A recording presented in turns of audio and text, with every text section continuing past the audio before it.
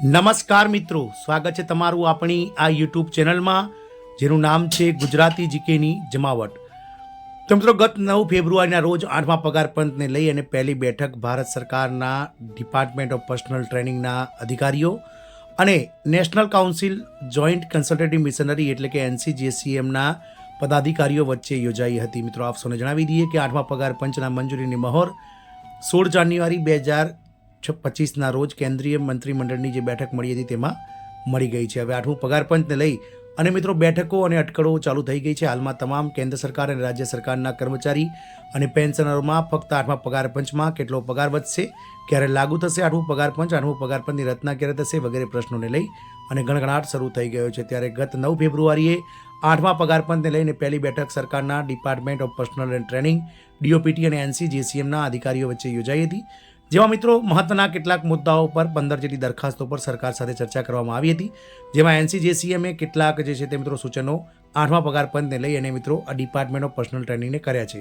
તો આજના વિડીયોમાં વિગતવાર જાણીએ કે મિત્રો national council of joint consultative મિશનરીના અધિકારીઓએ પદાધિકારીઓએ સરકારને કઈ બાબતના સૂચનો 8મા પગાર પંચમાં પ્રાથમિક ધોરણે કર્યા છે તેને લઈને વિડીયોમાં વિગતવાર ચર્ચા કરીએ, જેથી લઈને તમે વિડીયોમાં અંત સુધી બન્યા રહો। અને જો ચેનલમાં તમે નવા હોવ તો અમારી ચેનલને તમે લાઇક, શેર, સબસ્ક્રાઇબ કરવાનું ભૂલશો નહીં, જેથી કરીને ચેનલ પર મૂકવામાં આવતા આવા સરકારી કર્મચારી, પેન્શનર્સો, 8મા પગાર પંચ વગેરેને લગતા ન્યૂઝ તમને અમારી ચેનલ પરથી સરળતાથી ઉપલબ્ધ થઈ જાય। તો NCJCM અને DOPT એટલે કે department of personal and training Bharat સરકાર વચ્ચે 9 ફેબ્રુઆરીના રોજ જે બેઠક યોજાઈ હતી તેમાં NCJCMએ DA મર્જ કરવાને લઈ સાથે જ મિત્રો હાલમાં ચાલી રહેલા અવ્યવહારુ પગાર માળખામાં ફેરફારની ભલામણ કરી છે। મિત્રો, આ બેઠક જે છે તે નોર્થ બ્લોક નવી દિલ્હી ખાતે મળી હતી, જેમાં 9 ફેબ્રુઆરીએ ભારત સરકાર તરફથી ડિપાર્ટમેન્ટ ઓફ પર્સનલ ટ્રેનિંગ નાના સચિવ હાજર રહ્યા હતા, જ્યારે national council joint consultative missionary કે જે કેન્દ્ર સરકાર અને કર્મચારીઓ વચ્ચે એક સાંકળરૂપ કામ કરે છે, તેમના પ્રશ્નો એકબીજા સાથે પહોંચાડે છે, તેમને પદાધિકારીઓ પણ હાજર રહ્યા હતા।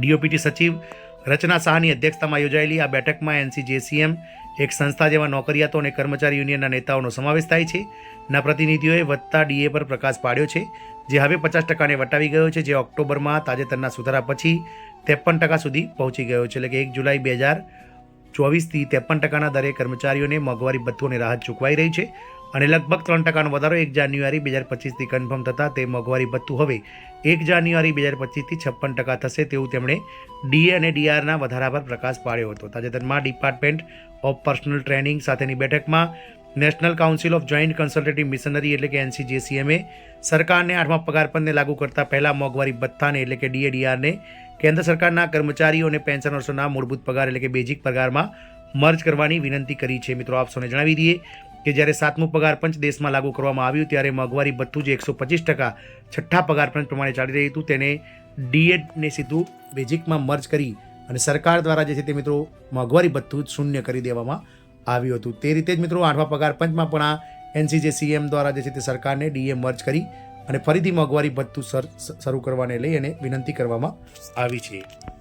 DOPT ડિપાર્ટમેન્ટ ઓફ પર્સનલ ટ્રેનિંગના સચિવ રચના શાહની અધ્યક્ષતામાં યોજાયેલી આ બેઠકમાં જે છે તે આ મહત્વનો નિર્ણય લેવામાં આવ્યો। તો રાહત આપવા માટે DA ને જે છે તે મિત્રો મર્જ કરવાની વાત કરી હતી। DOPTની અધ્યક્ષતામાં NCJCMની એક સંસ્થા જેમાં નોકરિયાતો અને કર્મચારી યુનિયનના નેતાઓનો સમાવેશ થાય છે અને પ્રતિનિધિઓને વધતા DA પર પ્રકાશ પાડે તો જે 50%ને વટાવી ગઈ છે।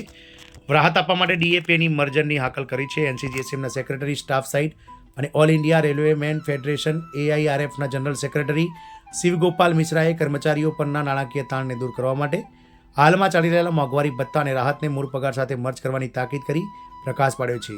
શ્રી ગોપાલ મિશ્રાએ કહ્યું હતું કે આ મર્જ તાત્કાલિક થવું જોઈએ, જેથી કરીને કર્મચારીઓને તેમના પગારમાં મસ્ત મોટો વધારો જોવા મળે। તેવી જ રીતે કાઉન્સિલે નિવૃત્ત કર્મચારીઓ માટે પણ મોંઘવારી રાહતને એટલે કે DRને મૂળભૂત પેન્શન સાથે મર્જ કરવાની પણ માંગ કરી છે, જે હાલમાં મૂળભૂત પેન્શનના 53% મળી રહ્યો છે।